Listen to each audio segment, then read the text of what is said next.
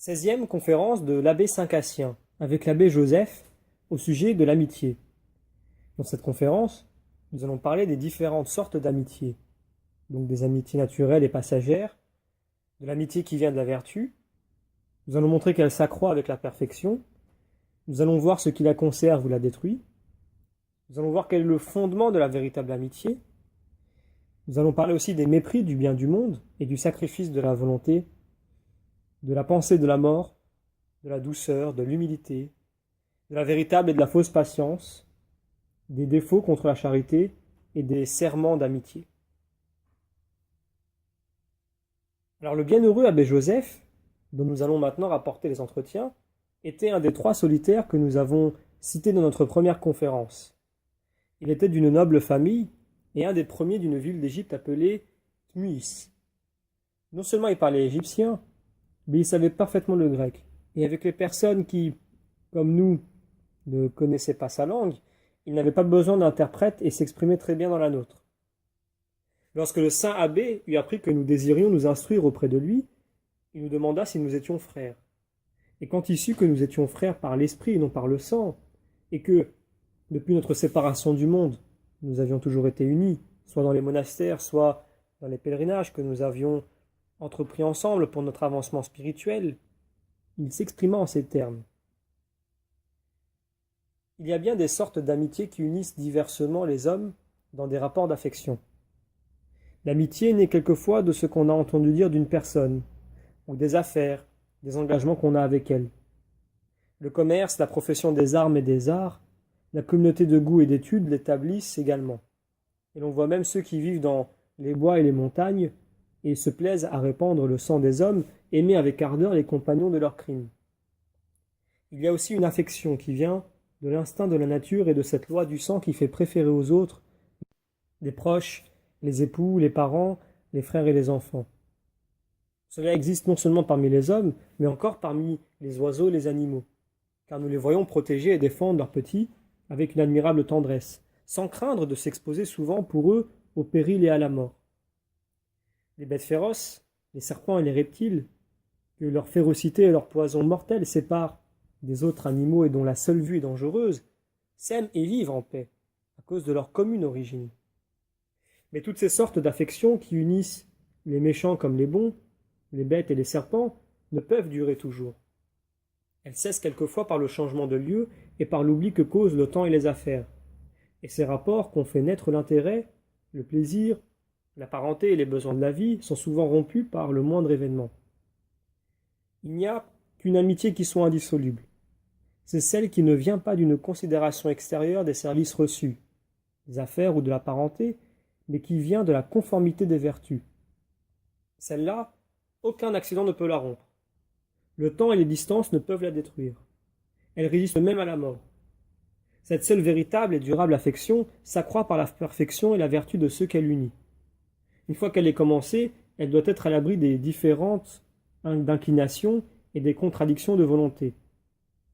Du reste, nous avons connu bien peu de ces amis unis par la charité de Jésus-Christ, dont l'affection soit ainsi restée inaltérable. Car quoique l'amitié commence saintement, elle n'est pas souvent entretenue des deux côtés, de la même manière, et alors elle est sujette au temps et au changement. Lorsque la vertu de l'un manque, elle n'est conservée que par la patience de l'autre, et malgré ses efforts et sa persévérance, elle finit par faiblir. Les misères de ceux qui désirent avec peu d'ardeur la perfection sont supportées par l'effort, mais les faibles trouvent là un motif de découragement. Il y a là entre eux une cause de trouble qui ne leur laisse aucune paix. Ils sont comme ces malades qui attribuent leur dégoût et les malaises de leur estomac aux négligences de ceux qui les servent. Et malgré tous les soins qu'ils ont pour eux, ils leur reprochent leurs souffrances sans s'apercevoir qu'elles viennent uniquement de leur santé. Ainsi, n'y a-t-il vraiment d'amitié sincère et indissoluble que celle qui a pour fondement la conformité des vertus? Car Dieu fait habiter dans une même maison ceux qui ont les mêmes mœurs, selon le livre des psaumes. L'amitié est inaltérable entre ceux qui ont les mêmes desseins, la même volonté, qui veulent ou ne veulent pas les mêmes choses. Si vous voulez conserver entre vous une inviolable affection, il vous faut empresser d'abord de corriger vos défauts, de mortifier votre volonté, afin qu'unis par les mêmes désirs et les mêmes efforts, vous puissiez réaliser ce qui réjouissait tant les prophètes, Donc nous lisons dans les psaumes, « Oh, qu'il est bon, qu'il est doux à des frères d'habiter ensemble. » Et cela s'entend de ceux qui habitent les mêmes idées et non pas seulement les mêmes lieux. À quoi sert d'être dans la même maison sans avoir la même vie et les mêmes désirs? Et qu'importe d'être séparés, au contraire, si on est unis par les mêmes vertus. Ce sont les mêmes pensées qui rapprochent les frères en Dieu et il est impossible de vivre en paix quand les volontés sont différentes. Alors nous avons des questions de la part de l'abbé Germain. Il nous dit « Que doit faire alors un ami qui voit une chose bonne et excellente selon Dieu si son ami ne veut pas y consentir? Faut-il agir contre le désir de son frère ou négliger de faire le bien pour être d'accord avec lui ?» Alors, réponse de l'abbé Joseph. Nous venons précisément de dire qu'une amitié pleine et parfaite ne peut jamais exister qu'entre personnes qui ont la même ardeur pour tendre à la perfection, et qui s'accordent toujours, presque toujours, sur tout ce qui regarde la vie spirituelle. Les discussions animées prouveraient qu'elles ne sont pas dans les conditions que nous avons indiquées. Mais comme on n'arrive jamais à la perfection, si on ne prend pas d'abord le bon chemin, et que vous désirez savoir la manière de fonder l'édifice avant d'en admirer la grandeur, je pense qu'il est nécessaire de vous donner, en peu de mots, la règle que vous devez suivre pour acquérir facilement la paix et la patience indispensables à l'amitié. Le premier fondement d'une véritable amitié est le mépris des biens du monde et de tout ce que nous possédons.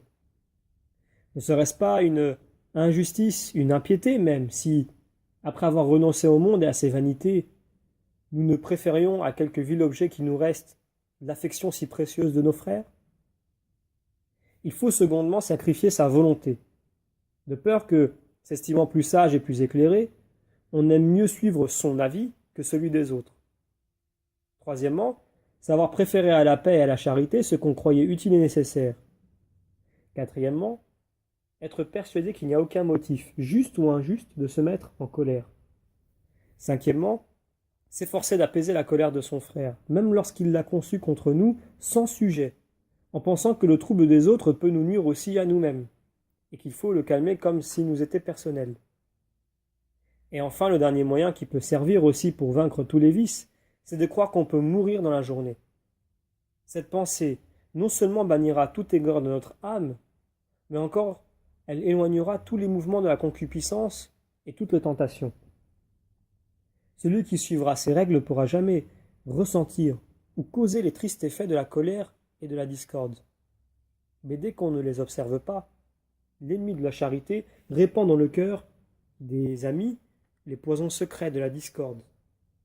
L'affection se refroidira peu à peu dans de fréquentes disputes, et la rupture deviendra enfin complète. Comment celui qui suit le chemin que nous avons tracé pourrait-il jamais être en différend avec son ami, puisqu'il a coupé la racine de toutes les querelles en renonçant à ses petits biens qui les causent et à tout ce qu'il possède? Il pratique ce que les actes des apôtres rapportent de l'union des premiers fidèles. La multitude de ceux qui croyaient n'avaient qu'un cœur et qu'une âme. Aucun ne disait être à lui ce qu'il possédait, car tout était en commun. Donc, Actes chapitre 4. Quel motif de se fâcher aurait celui qui renonce à sa volonté et qui se soumet à celle de son frère, en imitant ainsi son divin maître qui disait, en parlant de son humanité, « Je ne suis pas venu faire ma volonté, mais la volonté de celui qui m'a envoyé. » Jean chapitre 5.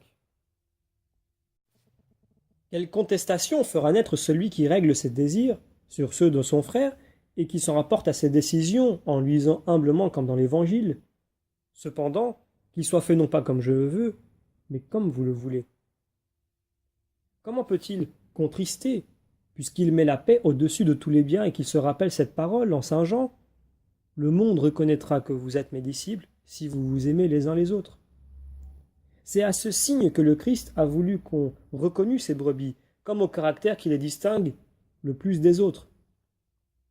Comment laisser subsister en soi ou dans le prochain la moindre aigreur, lorsqu'on sait que la colère, qui a de si tristes suites, n'est jamais permise, puisqu'on ne peut prier avant de l'avoir apaisée, non seulement dans son cœur, mais dans celui de ses frères? Car comment oublier ce précepte du Sauveur? Si vous offrez votre présent devant l'autel, et si vous vous rappelez que votre frère a quelque chose contre vous, laissez votre présent devant l'autel, et allez d'abord vous réconcilier avec votre frère, et vous viendrez ensuite offrir votre présent. Matthieu chapitre 5. Il ne vous servirait de rien de dire que vous n'êtes pas en colère et de croire que vous remplissez ce précepte. Que le soleil ne se couche pas sur votre colère, et celui qui est irrité contre son frère sera mis en jugement. Si vous avez pu apaiser par votre douceur la peine de votre prochain, et si vous ne l'avez pas fait par la dureté de cœur, car vous serez également puni de cette violation de la loi de Dieu. Celui qui vous a dit que vous ne deviez pas vous mettre en colère contre votre prochain, vous a aussi commandé de ne pas mépriser celle de votre frère. Dieu veut que tous les hommes soient sauvés, qu'importe que ce soit vous ou un autre que vous perdiez.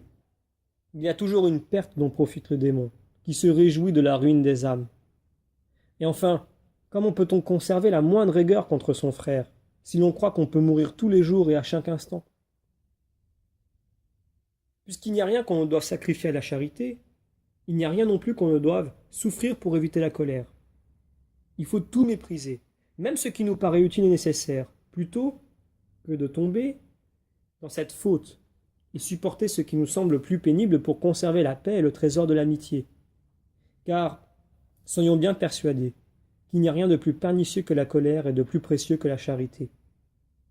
Si le démon met la division entre les personnes du monde au moyen de choses méprisables et matérielles, il cherche aussi à séparer les personnes spirituelles par les différences d'opinion. C'est là certainement une des causes de ces querelles que condamne l'apôtre et qui se termine par ces ruptures que fait naître, entre des frères bien unis, l'ennemi de leur salut. Aussi, combien est sage cette parole de Salomon, Proverbe chapitre 10. La dispute excite la haine, mais l'amitié protège toujours ceux qui ne discutent pas. Ainsi, pour conserver une inaltérable charité, il ne suffit pas de retrancher la première cause de division, qui naît des choses périssables et terrestres, de mépriser les jouissances personnelles et de laisser à nos frères l'usage de ceux dont nous avons le plus besoin. Il faut encore éviter tout ce qui peut troubler la paix dans les choses spirituelles en soumettant humblement notre esprit aux idées et à la volonté des autres. Je me souviens qu'au temps où ma jeunesse m'engageait à vivre encore dans un monastère, nous avions souvent sur les saintes écritures et sur la morale des manières de voir qui nous semblaient évidentes et inattaquables. Mais lorsque nous étions réunis pour conférer ensemble, il arrivait qu'un de nous, en discutant nos opinions, les trouvait fausses. Et nous les condamnions bientôt tous comme des erreurs dangereuses. Le démon nous les avait présentées comme des vérités incontestables, pour faire naître plus facilement parmi nous la discorde. Mais nous l'évitions en suivant le conseil de nos anciens, qui recommandaient de ne pas nous attacher à notre jugement et de nous soumettre plutôt à celui de nos frères si nous voulions résister aux artifices du démon. Nous savons, en effet, par expérience, qu'il arrive souvent ce que dit saint Paul. Satan se transforme en ange de lumière, pour nous plonger dans les ténèbres de l'erreur, en nous éblouissant de ses clartés. Si nous ne les recevons avec un cœur humble et doux, si nous ne les soumettons pas à nos frères et à nos supérieurs qui ont plus de sagesse et d'expérience, pour les accepter ou les rejeter, nous nous égarerons certainement dans nos pensées et nous perdrons nos âmes en prenant l'ange des ténèbres pour un ange de lumière. Ce malheur est inévitable lorsqu'on tient à son propre jugement. On n'y échappe que par une humilité sincère, en pratiquant avec un cœur contrit ce que recommande tant l'apôtre lorsqu'il dit « Si donc il y a quelque consolation dans le Christ, s'il y a quelque secours dans la charité, s'il y a quelque compassion dans vos cœurs, rendez ma joie parfaite en étant tous unis ensemble dans les mêmes pensées et les mêmes sentiments. Ne faites rien par opiniâtreté et par vaine gloire, mais croyez par humilité que tous les autres vous sont supérieurs. » Et en Romains chapitre 12, nous disons « Cédez-vous les uns les autres par honneur. » Donc afin que chacun reconnaisse à son frère plus de science et de sainteté et qu'il lui croit plus de jugement et de lumière pour juger les choses. Il arrive souvent, soit par l'illusion du démon, soit par suite de ses erreurs, qu'aucun homme ici-bas ne peut éviter que celui qui a le plus d'intelligence et de science se trompe là où un autre qui lui est inférieur en mérite raisonne avec plus de justesse et de vérité. Aussi que personne, quelque savant qu'il soit, n'ait l'orgueil de croire qu'il peut se passer de la vie des autres. Car si les ruses du démon ne l'égarent pas dans ses jugements, il n'évitera pas du moins les pièges plus dangereux de la présomption qui pourrait, sans danger, avoir cette confiance en lui-même, lorsque ce vase d'élection, cet apôtre en qui le Christ parlait, comme il nous l'assure, déclare cependant qu'il est venu à Jérusalem pour conférer en particulier avec les autres apôtres sur l'évangile qu'il prêchait aux gentils et que Dieu lui avait révélé. Sa conduite nous apprend non seulement à conserver l'union et le bon accord avec nos frères, mais aussi à nous préserver des pièges et des illusions du démon, notre ennemi. La vertu de charité est une chose si grande que l'apôtre Saint Jean déclare non seulement qu'elle vient de Dieu, mais qu'elle est Dieu lui-même. Dieu est charité, dit-il, et celui qui demeure dans la charité demeure en Dieu, et Dieu demeure en lui.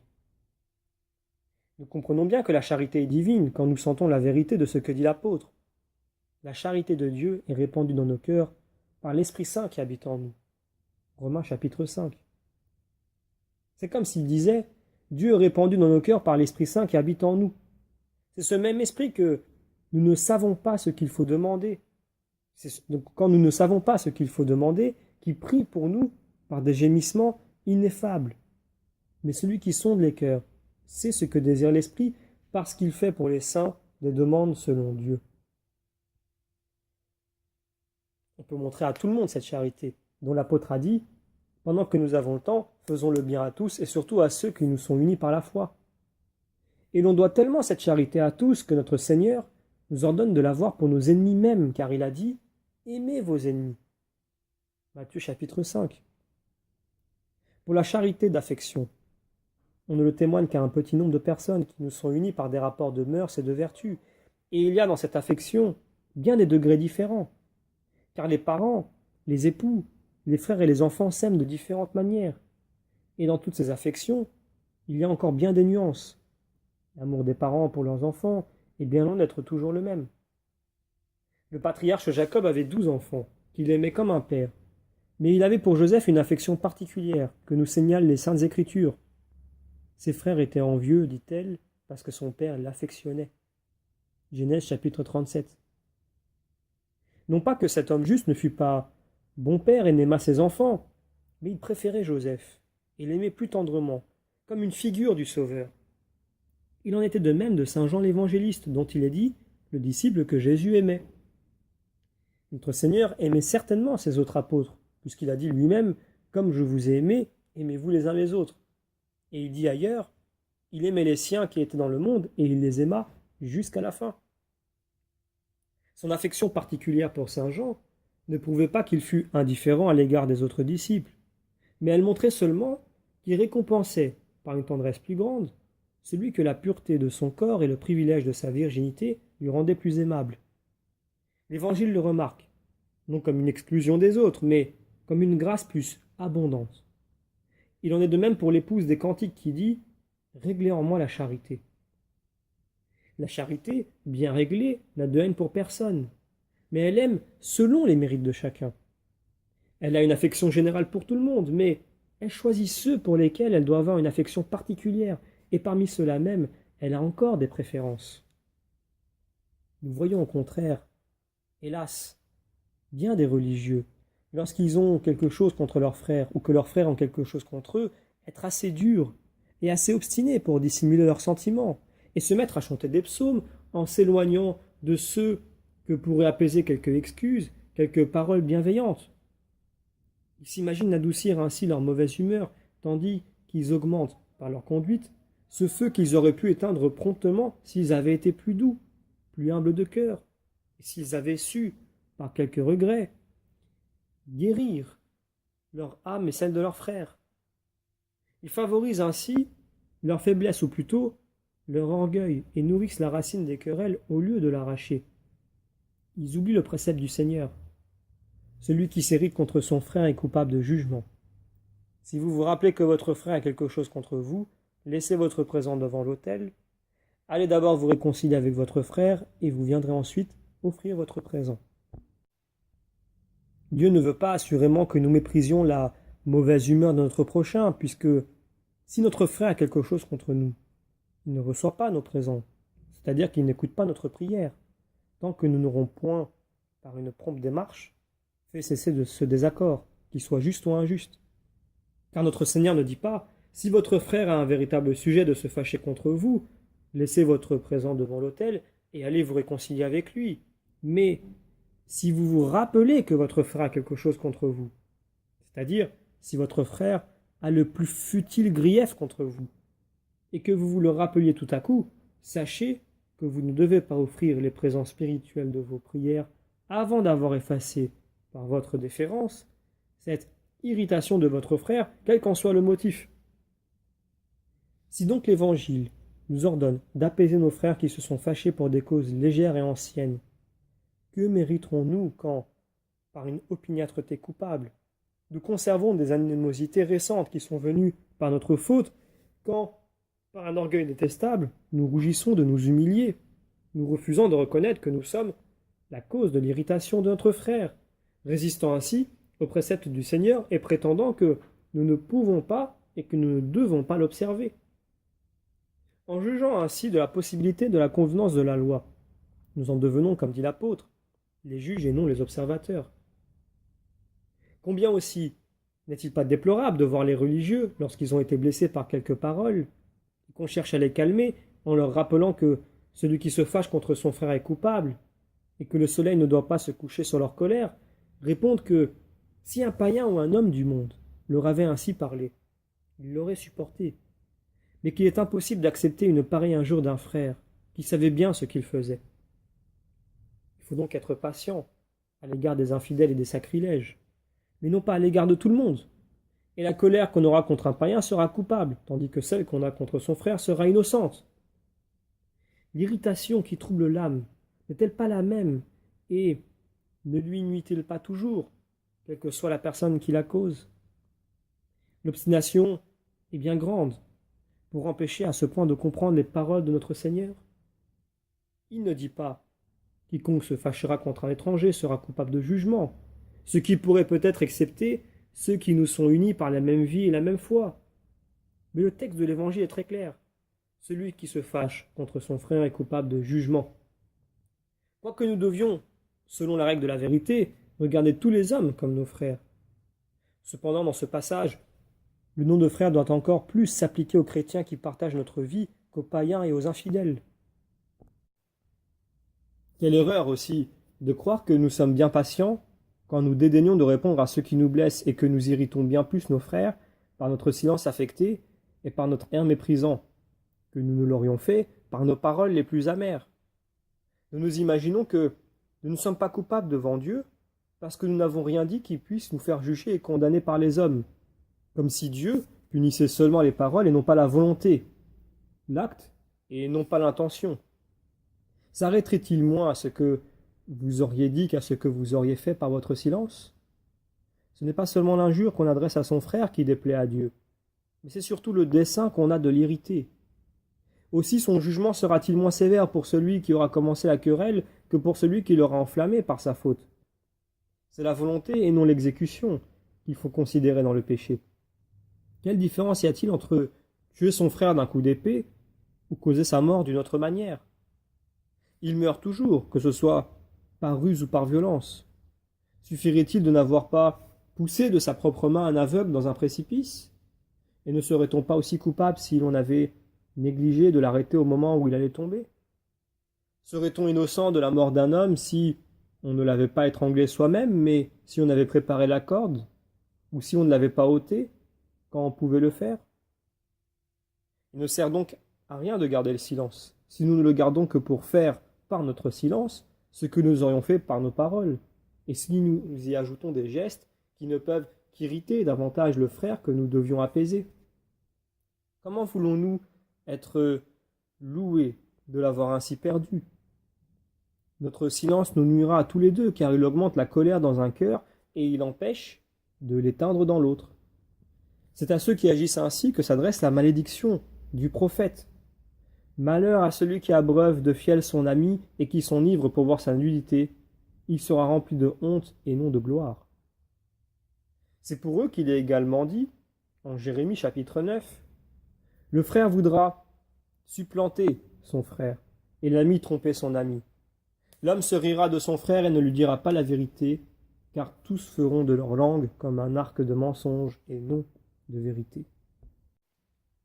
Souvent, cette patience feinte porte plus à la colère que la parole, et ce silence coupable blesse plus que les injures les plus violentes. On supporterait plus facilement les blessures d'un ennemi que les douceurs trompeuses d'un moqueur. Le prophète l'a dit dans le livre des psaumes. Leurs discours sont plus onctueux que l'huile, et ce sont des flèches. Et dans le livre des proverbes, les paroles des personnes qui trompent sont douces, mais elles frappent et percent les entrailles. On peut bien aussi leur appliquer ce passage en Jérémie chapitre 9. Il a dans la bouche des paroles de paix pour son ami, et en secret, il lui adresse des pièges. Mais celui-là se trompe pour plus lui-même qu'il ne trompe les autres. Car celui qui tend un filet devant son ami et enveloppe lui-même ses pieds, nous dit le livre des Proverbes, il tombe dans la fosse qu'il creusait pour son prochain. Lorsqu'une grande multitude vint avec des épées et des bâtons pour s'emparer du Sauveur, nous lisons en Saint Luc, personne ne fut plus cruel et plus parricide à l'égard de l'auteur de la vie que le traître qui s'avança pour le saluer et lui donner le baiser d'une hypocrite charité. Judas lui dit notre Seigneur, tu trahis le Fils de l'homme par un baiser. Saint Luc chapitre 22. C'est-à-dire, l'odieux de ta persécution et de ta haine se couvre des douces apparences du véritable amour. Notre Seigneur exprime plus énergiquement par la bouche du prophète la force de sa douleur. Si mon ennemi, dit-il, m'eût maudit, je l'aurais supporté. Et si celui qui me détestait m'eût adressé de grandes injures, je me serais retiré devant lui. Mais c'est vous, l'homme que j'aimais, que j'avais choisi pour chef, pour intime, vous qui preniez avec moi une douce nourriture et qui veniez volonté avec moi dans la maison du Seigneur. Il y a une autre sorte de tristesse coupable dont je ne parlerai pas. Si je ne savais qu'il y a des religieux qui s'y abandonnent quand ils y sont irrités. Ils s'obstinent à se priver de nourriture et, j'ai honte de le dire, tandis qu'ils ne peuvent attendre l'heure de sexte ou de nonne pour prendre leur repas lorsqu'ils sont en paix, ils jeûnent très bien pendant 2 jours lorsqu'ils sont irrités, comme s'ils se rassasiaient de leur colère. Il y a là un véritable sacrilège, car ces jeûnes qu'on doit offrir à Dieu pour en obtenir l'humilité de cœur et le pardon de ses fautes, ils les pratiquent seulement par un coupable orgueil. Ce n'est donc pas à Dieu, mais aux démons qu'ils offrent leurs prières et leurs sacrifices, et ils encourent le reproche de Moïse. Ils sacrifient aux démons, non pas à Dieu, mais à des dieux qu'ils ignorent, lisons-nous dans le Deutéronome, au chapitre 32. Nous connaissons aussi une autre sorte de folie qui se colore dans quelques frères du faux nom de patience. Ils ne se contentent pas de faire naître des querelles, mais ils excitent les autres par leurs paroles à les frapper. Et à peine les a-t-on touchés qu'ils s'offrent à des coups nouveaux, comme pour accomplir la perfection de ce précepte, en Matthieu chapitre 5. Si quelqu'un vous frappe sur la joue droite, présentez-lui l'autre. Ces personnes comprennent bien mal le sens de l'écriture, puisqu'elles s'imaginent observer la patience recommandée par l'Évangile en se laissant aller à la colère qu'il faut déraciner, non seulement en ne rendant pas le mal pour le mal, et en n'irritant pas notre frère, mais en apaisant sa fureur par notre manière de supporter ses injures. Alors nous avons une question de l'abbé Germain qui nous dit « Comment peut-on blâmer celui qui, pour accomplir un précepte de l'Évangile, non seulement ne rend pas le mal pour le mal, mais s'offre encore à recevoir une seconde offense ?» Réaction de l'abbé Joseph. Je viens de vous dire qu'il ne faut pas considérer seulement l'action, mais encore l'esprit et l'intention de celui qui agit. Si vous examinez bien le fond du cœur de ceux dont nous parlons, vous verrez qu'il leur est impossible de pratiquer la patience et la douceur en agissant, au contraire, avec impatience et colère. Jésus-Christ, notre Sauveur, en nous enseignant ses vertus, n'a pas voulu qu'elles fussent sur nos lèvres, mais au fond même de notre âme. Lorsqu'il nous a donné cette règle de perfection, si quelqu'un vous frappe sur la joue droite, présentez-lui l'autre, il a sous-entendu l'autre droite. Et quelle est cette autre droite si ce n'est celle de l'homme intérieur? Il nous commande ainsi de déraciner de notre cœur tous les principes de la colère, de sorte que si la joue droite extérieure est frappée, il faut offrir humblement la joue droite intérieure, en supportant parfaitement ce que souffre l'homme extérieur, en soumettant son corps au coup de celui qui frappe, sans que les blessures et la mort même puissent troubler l'homme intérieur. Vous voyez combien ceux dont nous parlons sont éloignés de la perfection, puisqu'elle veut que nous pratiquions la patience, non pas seulement par des paroles, mais par la paix de notre cœur, que nous la conservions dans les choses contraires, et en ne nous irritant pas nous-mêmes, et que nous calmions aussi la colère des autres en les laissant nous frapper et en les apaisant par notre douceur. Nous accomplirons ainsi cette parole de l'apôtre. Ne vous laissez pas surmonter par le mal, mais surmontez le mal par le bien. Romains chapitre 12. Ce que ne pourraient certainement pas faire ceux qui prononcent par un esprit d'orgueil des paroles de douceur et d'humilité, non pour éteindre l'incendie, mais pour l'accroître dans le cœur irrité de leurs frères. S'ils avaient une véritable douceur et l'amour sincère de la paix, ils ne voudraient pas pratiquer ainsi la vertu et en avoir le mérite au détriment de leur prochain. Ils s'éloigneraient de cette charité de l'apôtre, qui ne cherche pas ses intérêts, comme nous lisons à 1 Corinthiens chapitre 13, car elle ne voudra jamais s'enrichir aux dépens des autres et se revêtir en les dépouillant. Il faut bien être persuadé que celui qui soumet sa volonté à celle de son frère est plus fort que celui qui est opiniâtre à défendre son sentiment. Quand on supporte et soutient son prochain, on est robuste et en bonne santé, tandis qu'on ressemble à un malade quand on oblige les autres à vous ménager et à vous faire des concessions, pour conserver le repos et la paix. Et qu'on ne s'imagine pas nuire à sa perfection en cédant ainsi sur ce qu'on avait proposé. On s'enrichit au contraire, par sa douceur et sa patience. C'est ce que l'apôtre commande. Vous qui êtes forts, dit-il, supportez les faiblesses de ceux qui sont infirmes. Romains chapitre 15. En Galates chapitre 6, nous lisons également « Portez vos fardeaux les uns les autres, et vous accomplirez ainsi la loi du Christ. Car jamais le faible ne pourra soutenir le faible, et le malade guérir le malade. Le secours doit venir de celui qui n'en a pas lui-même besoin. Sans cela, il faudra lui dire « Médecin, guéris-toi toi-même. » On doit remarquer encore qu'il est naturel aux faibles d'être toujours prompt et disposé à maltraiter et à quereller les autres, tandis qu'ils sont toujours très sensibles à la moindre injure. Ils traitent tout le monde avec une grande liberté, sans pouvoir souffrir la plus légère offense à leur égard. C'est ce qui montre la sagesse de ce que disent les anciens, que l'affection ne peut être constante et inaltérable qu'entre personnes qui ont les mêmes vertus et les mêmes désirs. Elle sera nécessairement rompue par celui qui est faible, malgré toutes les précautions de celui qui est fort. Alors une question de l'abbé Germain qui nous dit « Comment peut-on louer la patience de l'homme parfait s'il ne peut jamais supporter celui qui est faible ?» Réponse de l'abbé Joseph. Je ne vous ai pas dit que la vertu et la patience de celui qui est fort succombent toujours, mais seulement que la faiblesse du malade, entretenue et augmentée même par la condescendance qu'on a pour lui, arrive à un point qui ne doit plus être accepté. Il voit d'ailleurs que la patience de son prochain est une condamnation de son impatience, et il aime mieux s'éloigner que d'être toujours supporté par la bonté des autres. Ainsi, celui qui veut conserver inaltérable l'affection de ses frères doit avant tout, quand il reçoit une injure, garder la paix, non seulement sur ses lèvres, mais dans le fond de son cœur, dès qu'il se sent troublé en la moindre chose, qu'il se renferme dans le silence et qu'il se rappelle bien ces paroles du psalmiste « J'ai été troublé et je n'ai pas parlé ». Ou encore ailleurs dans les psaumes « Je l'ai dit, je garderai mes voix, et pour ne pas pécher par la langue, j'ai mis une garde à ma bouche. Lorsque le méchant s'est élevé contre moi, je suis resté muet, et je me suis humilié.